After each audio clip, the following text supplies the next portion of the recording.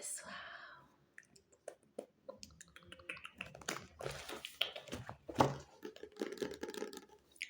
Hoje eu trouxe uma leitura pra gente. Vou ler pra vocês terem um soninho muito gostoso.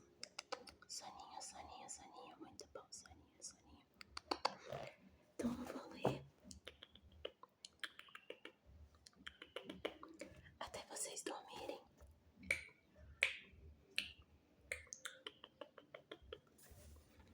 Eu não tenho muitos livros, então eu trouxe esse aqui,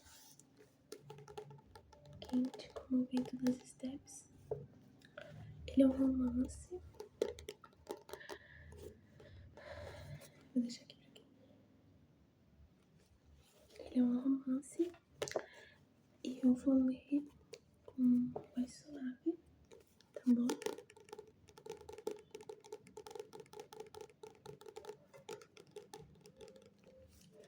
Primeiro eu vou ler pra vocês o que fala nesse livro, certo? Igor Pechstein é um cirurgião e tem uma grande carreira à sua frente. Uma honrosa nomeação leva-o para o sul da Sibéria, nas estepes da orla da Ásia. Ali, ele é médico de um grande campo de prisioneiros e ali conhece Dunja, que também é médica. Mas ali está também Marianka, a médica do campo, uma mulher vulcânica cuja paixão Igor não pode resistir.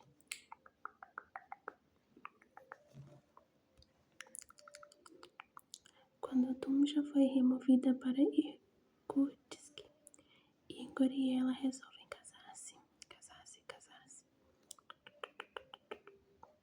Acontece então uma coisa incompreensível. O Ministério do Interior proíbe o casamento.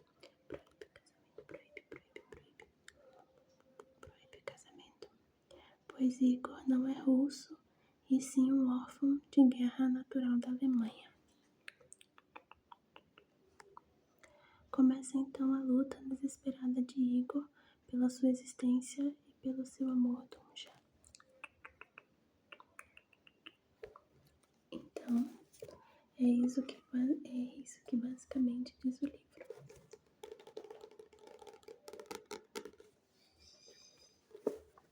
Então eu vou começar. Mas antes, se vocês gostarem e quiserem que eu continue lendo, vocês deixem um like, se inscrevem no canal e traga mais ideias de vídeos para que eu possa trazer para vocês, tá bom?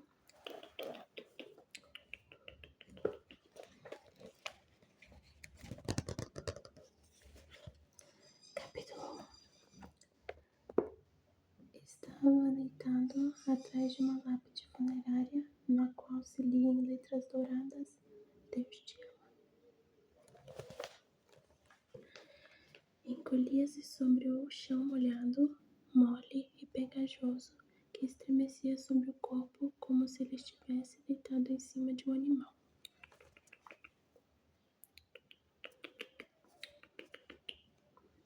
Enterrou o rosto numa mistura de grama, restos apodrecidos de flores, ramos espinhosos e ligustros, e uivou como um lobo.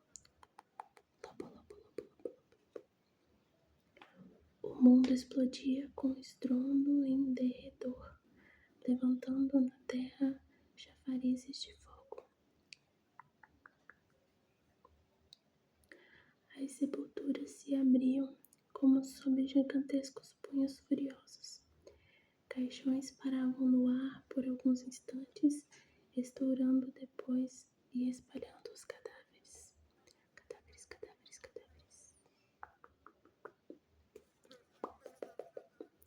Do fundo da terra brotavam geysers flamejantes. O céu ou chovia pedras e terras. Chovia pedras e terras. cabeças, membros e troncos humanos, e lousas de pedra nas quais um dia alguém mandara gravar: descanse em paz, descanse em paz. Lá estava ele, mordendo na sua angústia o chão mal cheiroso, louco de pavor, aspirando enxofre e fuligem. Abraçou-se a uma pedra que de súbito rolava e se colocara à frente como se o quisesse proteger, mas não ousou abrir os olhos. Tinha um medo alucinado de ver aquilo que ouvia e sentia. Com todo aquele furor trovejante à volta dele, pensava numa coisa apenas: mãe, meu Deus querido, onde estará a minha mãe? Faça com que ela viva, meu Deus. Mãe, será que se escondeu a tempo? Num buraco de granada? Num abrigo de terra? Ali na entrada do cemitério? No porão da senhora Penegue? Por onde você tinha ido passar a caminho da leiteria? Oh, meu Deus, ajude a minha mãe. Novas salvas estouraram. Centenas de minas e granadas uivavam como gigantes esmagando o mundo. O chão tremia, oscilava no ar, inundando de terra, e ao cheiro da explosão misturou-se de repente com um cheiro novo, repugnante, oleoso, quente, sufocante, áspero.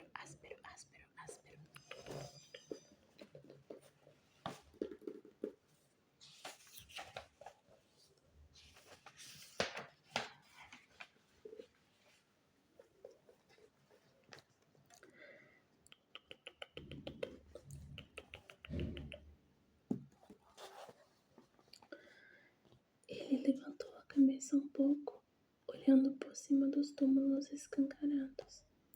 Avistou alguns vultos marrom acinzentados, esgueirando-se depressa, carregando recipiente de metal nas costas e expelindo fogo pelas mãos. Lembrou-se de que seu pai um dia dissera que o que havia de mais cruel na guerra eram os lança-chamas.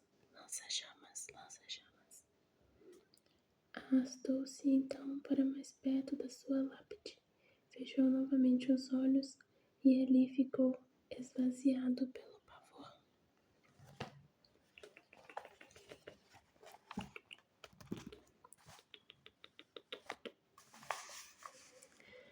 No dia 7 de abril de 1945, sobre o Königsberg, pairava, havia 24 horas, uma cúpula de ferro e fogo. A destruição chovia de centenas de baterias soviéticas e milhares de lançadores de granadas do ventre dos bombardeios e dos aviões de voo rasante que se precipitavam no céu.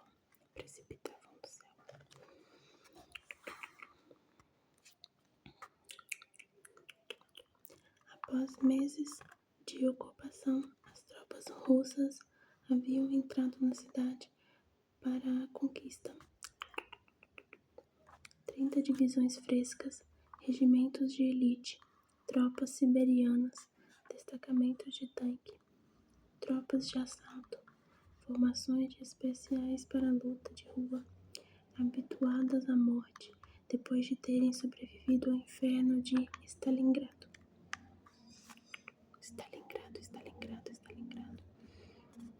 Os soviéticos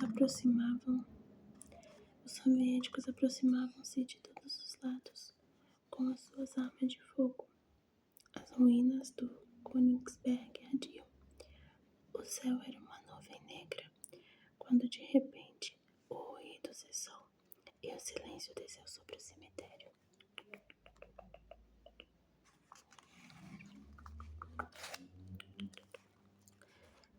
devagar, bem devagar, ele ergueu a cabeça e piscou, olhando em torno da sua lápide. Os vultos cor de terra esgueirando-se por entre as sepulturas. Reuniam-se na entrada do cemitério, dos caibros negros de fuligem da capela mortuária bombardeada. 2 grandes lençóis brancos tremulavam ao vento. Velhos e mulheres com as roupas dilaceradas, lenços amarrados em torno dos rostos magros e sujos, estavam parados contra a parede, apertando-se uns contra os outros. 3 soldados russos com metralhadoras apontadas vigiavam-nos, como se, apesar da sua miséria, eles ainda não continuassem em perigo.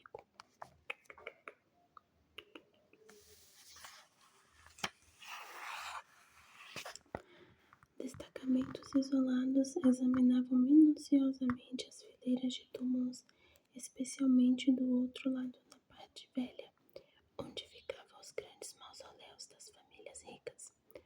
Abóbadas subterrâneas melhores do que qualquer casa-mata da terra. Ali, os soldados soviéticos agarraram mais alguns soldados alemães, infelizes que se tinham arrastado para junto dos mortos a fim de sobreviver. Hans Kramer sentou-se na terra e fitou a pedra que pouco antes abraçava na sua aflição. Na verdade, era uma caveira, suja de terra, estranhamente pequena como de uma criança. Segurou-a nas mãos e contemplou com olhos arregalados os soldados alemães, que agora eram empurrados para a capela, obrigados a se acocoarem junto à parede, como cinzentos pássaros sem asas. Ele só se assustou quando uma voz soou nas suas costas. Voltou-se, apertando ao peito a caveira, como se fosse algo de imenso valor.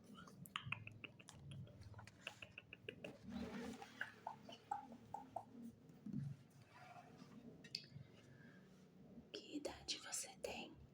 Perguntou o homem que surgia de repente atrás dele. Parecia enorme. Um russo, pensou Hans. Meu Deus, me ajude. Esse homem com o rosto sujo de terra e suor, com sangue na testa, está mexendo as mãos. Vai me matar, com certeza vai. Todos me contaram, o pai leu nos jornais, que os russos matam mulheres e crianças. Pegam as crianças pelas pernas e atiram-as de cabeça na parede. Pôs as 2 mãos na cabeça e encolheu tudo. 7 anos, disse, e começou a chorar de medo. Eu tenho 7 anos. O russo olhou em volta, sentou-se sobre o túmulo. Parecia um russo muito importante. Usava botas altas e macias. Nos ombros haviam largas ombreiras com estrelas. Quando o homem pôs a mão no bolso do uniforme, Hans encolheu os joelhos e meteu a cabeça entre eles.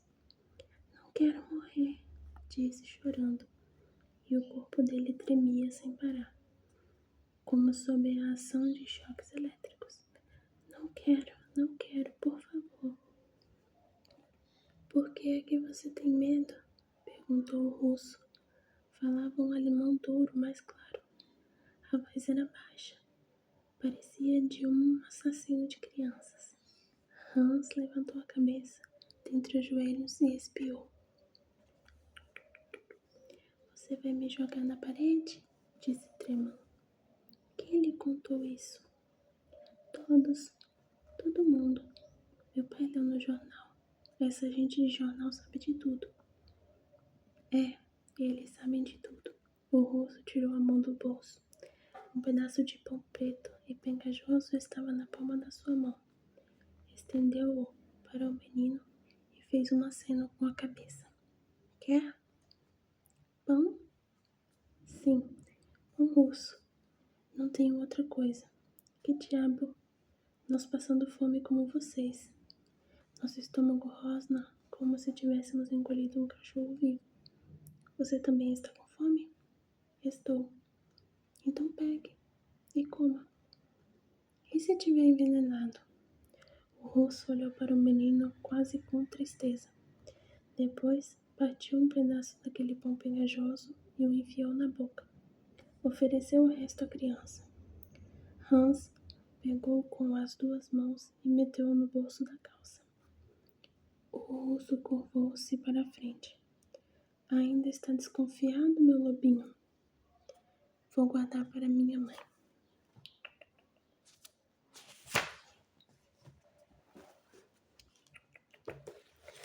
Tem muitas palavras nesse livro. Espero que não seja de ofensa para o YouTube.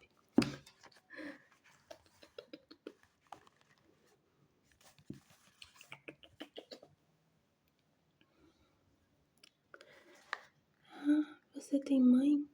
O russo sentou-se diante do menino, no outro túmulo, também despedaçado, escondendo-lhe assim a visão da parede da capela, onde os russos começavam a contar os prisioneiros alemães. Depois, empurraram os homens para um lado, com as coronhas das armas. Não era um quadro bonito, e o russo o encobria com seu corpo, para impedir a criança de ver. Onde está a sua mamuscucha? Perguntou. Ela ia buscar leite em pó na loja de Normut, na rua Stenberg. Aí vocês começaram a atirar, e depois chegaram. Mas ela está viva. Eu sei, minha mãe está viva. Sim, deve estar sentada no porão da loja de Normut. E o seu papscucha? Meu pai está no exército.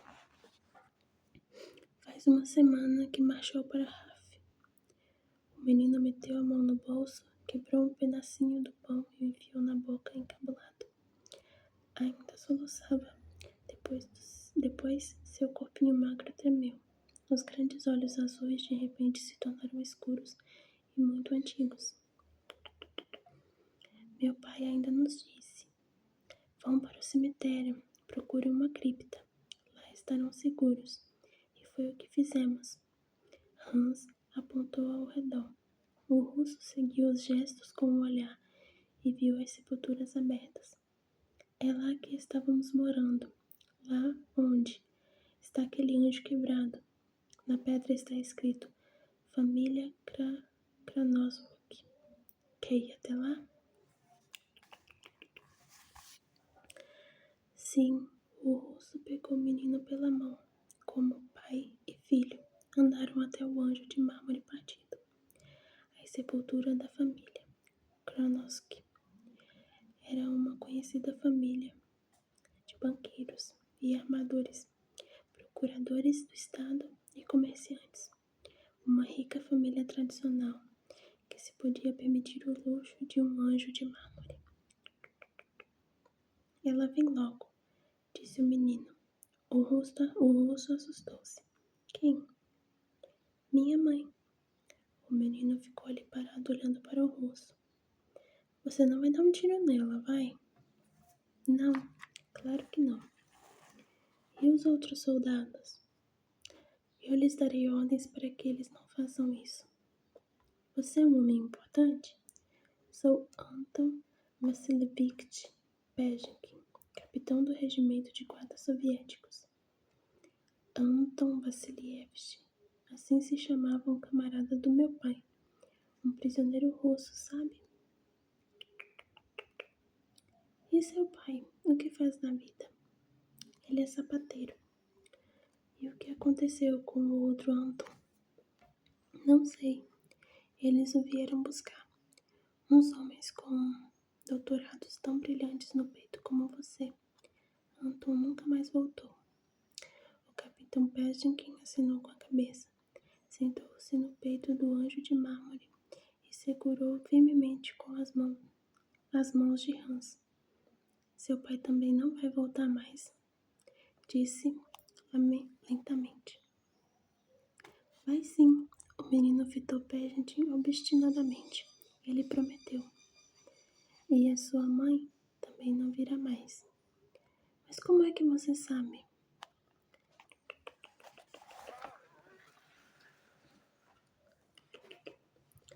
Olharam-se os dois, o magro e sujo menino alemão, com olhos azuis, agora escurecidos, e o grande capitão soviético, sujo de terra, ferido na testa. E por mais opressivo que fosse o horror em torno deles, de alguma forma sentiam que estavam numa ilha e o mundo constava só deles. Königsberg ardia em torno. As divisões soviéticas invadiam as pobres sepulturas e casamatas dos alemães. Atiravam dos buracos e porões os soldados exaustos, ou os tangiam para o mar como coelhos caçados. O último ponto de resistência alemã na Prússia Oriental era eliminado.